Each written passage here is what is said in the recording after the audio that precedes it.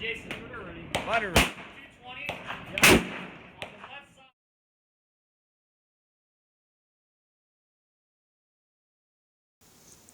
Welcome back.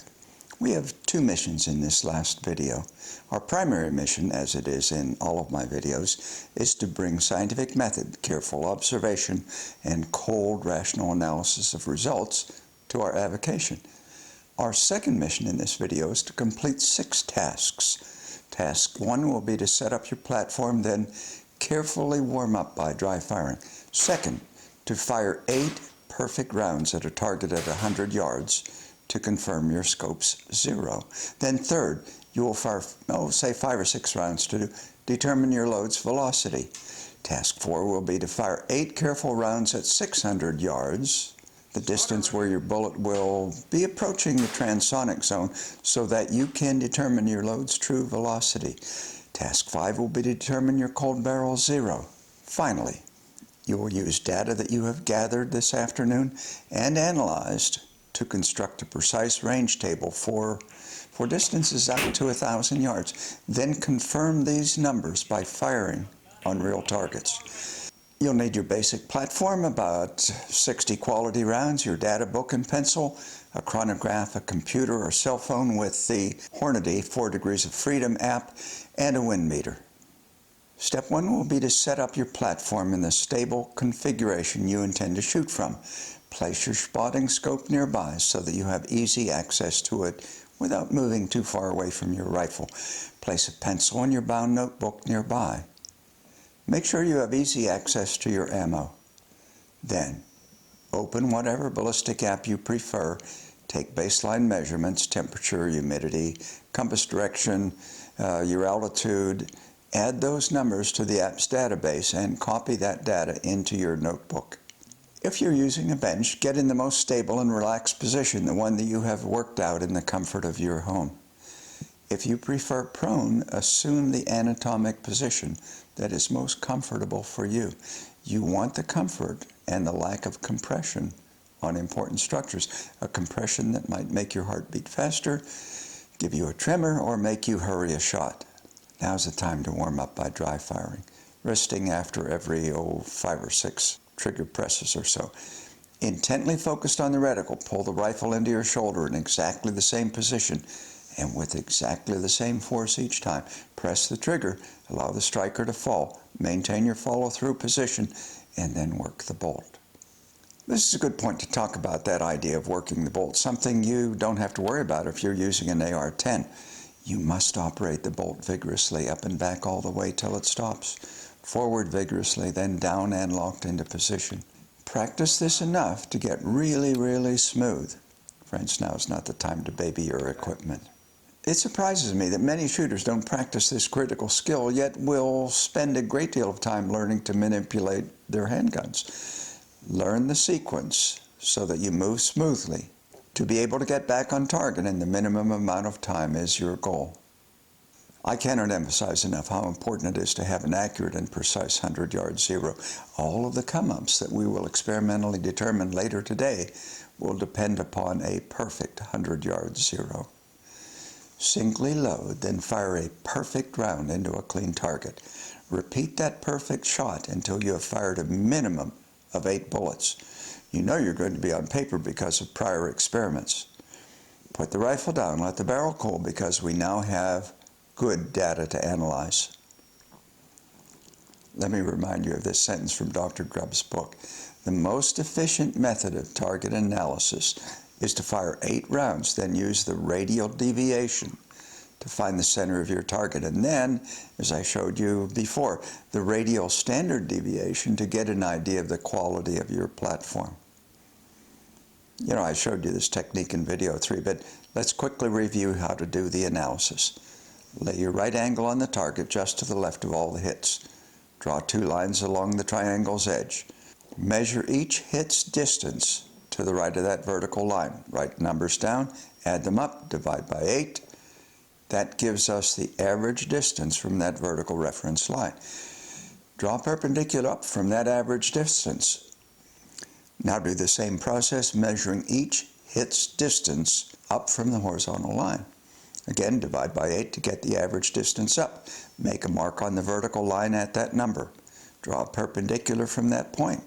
Where those two lines meet is the true center of your bullet dispersion on your target. Unless your scope has been seriously disturbed since our last range day, you should be centered on the target. If not, make any adjustments you might need. Oh, I fired this target at 200 yards with appropriate come-ups, 1.25 minutes for this load, because the hits on the 100-yard target were too close to allow a good analysis.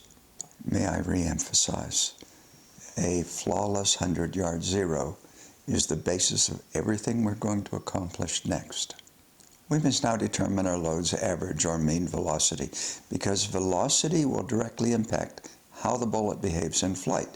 There are three basic ways to determine velocity. The first is to use a shadow chronograph. The second system attaches to the end of the rifle barrel and magnetically measures the bullet's passage. The third system uses radar to track and measure the bullet's velocity.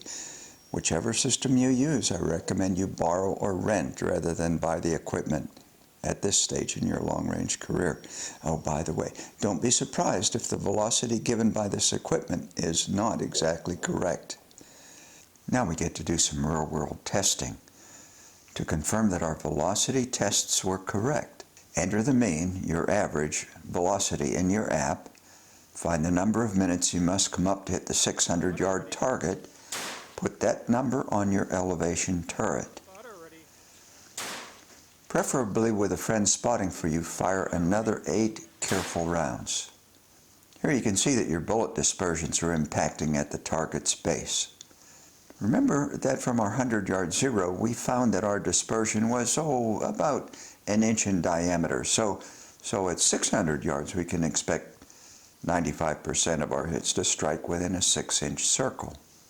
The target itself is 24 inches top to bottom, so to center your dispersion, you would have to come up 12 inches. Remember the formula to move from our last video? At 600 yards, the distance to move in inches, 12, right? Divided by the range in hundreds of yards, which is 6, so we must come up 2 minutes. Rotate your reticle up another 2 minutes. Now fire another 8-round group at that target. Analyze that dispersion center as we did just before the reticle change. Okay, you're done. Now we have hard data. We can fine-tune our own personal ballistic table. Oh, an aside. You will probably have been surprised by the results of your 600-yard shooting experiment. Oftentimes, actually usually, long-distance rounds impact not where the ballistic table tells you they will. If we're going to be successful at really, really long ranges, something to expect soon in your shooting career, we must correct for the variations in bullets, rifle performance. We must correct for the actual velocities your platform gives you. Why do this? A little theory will help. We chose a distance far away so that we can verify that the programs are giving us good numbers. But we don't choose a distance so far out that our bullet enters the transonic velocity zone. We know that in the transonic range, bullets get, a bit squirrely. And there's a second consideration. Choose a target as far away as you can, but where you can still easily see your actual bullet strikes, your dispersion. That distance will be determined by your own range characteristics. For most 30 cal rifles, 600 to 800 yards is far enough out. The distance question, though, will often be determined by how far out you can shoot at your own range and just as importantly, how well your spotter can physically see and assess your misses. Now get ready to hit your pause button. If you're using a Kestrel, I recommend you write these YouTube websites down, then take some time to watch the videos. In the first, Katie Godfrey of Kestrel shows you how to true your velocity up to the transonic range, which is what we have just done at 600 yards. In the second, she shows how to true your come-ups for those longer ranges where your bullet becomes transonic and subsonic. But what if you don't have the money for a new Kestrel? Try changing your velocity in the setup page until the system you are using gives you the correct number of minutes elevation for that distance. In other words, change the number in the velocity window till the program gives you the turret elevation you just found on your 600-yard experiment. Not going to be perfect. Nothing is. All good? Let's move to the next step. Now, with your new and more accurate velocity numbers, let's make a chart of your expected come-ups at each distance. We are doing this chart exercise to help us during today's last task. Let's now determine your cold barrel zero. While you are allowing your barrel to cool, clean your rifle barrel carefully. Use whatever technique you believe works. That process done, your barrel will be clean and, more importantly, cool. To remove any residual oil, pass an acetone, brake cleaner, or naphtha patch through the barrel. Fire your first perfect round at a small 100-yard target. Fire a second perfect round at a different target. Then fire 6 perfect rounds on the third target. Check the strike of each round. You will be interested whether the first 2 or 3 lie outside your expected dispersion center. Write your findings in your bound notebook. If there is a difference, if your cold barrel zero is different from your fouled barrel, you need to know that information. Friends, here's where the real fun begins. We're now going to do a lot of shooting. Remember to let your barrel cool every 10 or 15 rounds, but do shoot at least 4 rounds at each of those longer distances, as far as your own range will permit. This will confirm that the ballistic program predicts come-ups correctly. Oh, what about the wind? For now, worry only about elevation. Ignore lateral dispersion on the target. Practice holding off, correcting, for the wind will come a bit later today, once you have good come-up data in your app and in your notebook. Now, finally, hard data in your notebook, make a chart like this. I recommend 4 columns. Distance, minutes of elevation to come up at that distance, drift in minutes caused by a 10-mile-an-hour wind, and spin drift.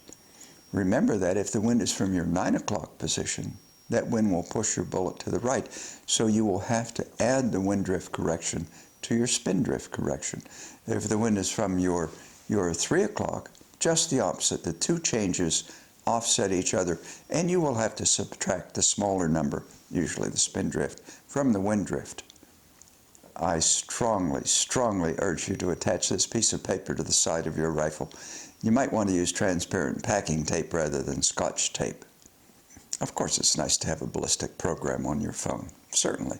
Batteries do fail, though, almost always in the field, and always, always fail when you need them most.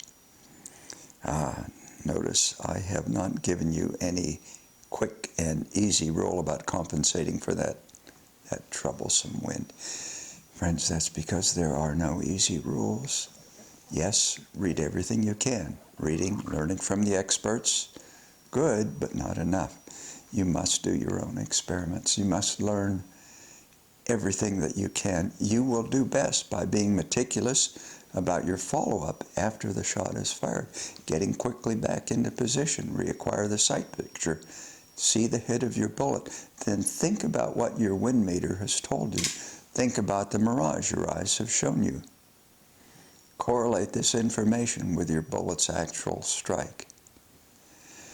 For now, let me give you a few short movies of winds at our ranges and what they do to the mirage, to the grass, to the wind flags, to the blowing dust. Use anything that you can to help yourself. Just look at the image. Let your mind form its own impressions. Please don't try to overanalyze at this point. Then, when you're at your own range on a windy day, look at these factors. You'll notice that mirage looks different when you're looking at targets far, far away than the mirage appears up close. Distance is a factor. You'll also notice that the wind direction and velocity often varies considerably, unlike over a flat field. Expect a partial understanding of the wind to come after years of experience. I know you didn't want to hear that, did you?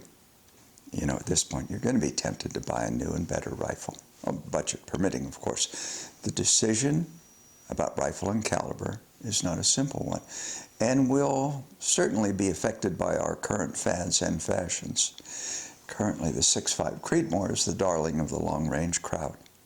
I must tell you, though, that there are fads in our avocation, just as there are fads on the Parisian runways. Here's a thought experiment you might perform. If wind is really the nemesis, do a few calculations at the bullet weights available in the cartridge you are considering.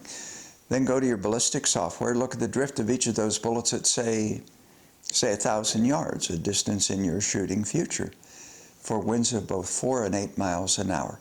I chose those two numbers because it is difficult to tell the difference between 4 and 8 at the bench. Plus, an 8-mile gust is really quite common as you shoot. The 300 Win Mag 220 grain bullet drifts 18.4 inches in a 4-mile-an-hour wind from 9 o'clock, 32.8 inches at 8 miles an hour. The 6.5 Creedmoor 140 drifts 22.4 inches at 4 miles an hour, 40.8 inches at 8 miles an hour. If a 24-inch target were at 1,000 yards, ask yourself, which would be the caliber most likely to miss if you misjudge the wind? Remember, friends, a difference is a difference only if it makes a difference to you. You get to decide. Now you have an objective system to help you make expensive decisions rather than my opinion. In this final video, you've brought together all of your technical knowledge, proved to yourself the utility of scientific method, developed confidence in your own ability to design and carry out range experiments, and then, having put that knowledge together, you have hit targets far, far away. Congratulations. Conflict of interest. You know, I recommend a lot of specific equipment throughout these videos, but I have to tell you, no manufacturer gives me money or any kind of compensation to show their equipment. I have no conflict of interest. And by now, you know throughout all my videos, I have been poking gentle fun at our tactical colleagues. Those guys with huge biceps, shaved heads, lots of tattoos, wraparound sunglasses, and a fierce and steely look. Well, I've asked them for comments. Those very tactical guys. No surprise. Serious unhappiness, complaints, scowls, a chill in the atmosphere. But thankfully, no threats on my life. They say, I'm not making this up, I have not adequately emphasized beards and excess of black Velcro, and I have called them shooters rather than operators.